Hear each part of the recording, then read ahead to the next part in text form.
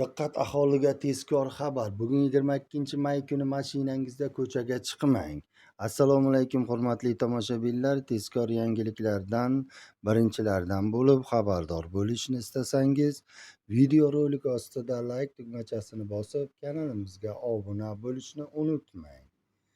Like bosgan insonning Xudoyim doim qo'llasin.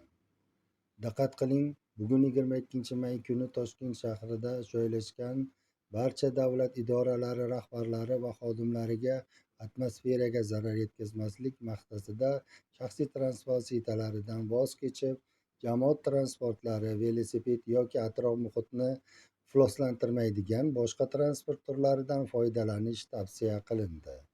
Ushbu aksiya O'zbekiston Prezidentining 21 fevraldagi 37-sonli qaroriga muvofiq hali oyning 4-chorshanbasida o'tkazilishi rejalashtirilgan. Avtomobilsiz kundan ko'zlangan maqsad avvalo sog'lom turmush tarzini targ'ib qilish, shuningdek atrof muhitni avtomobillardan chiquvchi gazlardan himoya qilish, katta shaharlarda tirbandlikni kamaytirish, jamoat transporti tizimini rivojlantirish masalalariga jamoatchilik e'tiborini qaratish va atrof muhitni muhofaza qilish har bir insonning fuqarolik burchi ekanligini eslatib qo'yish, deyiladi xabarda.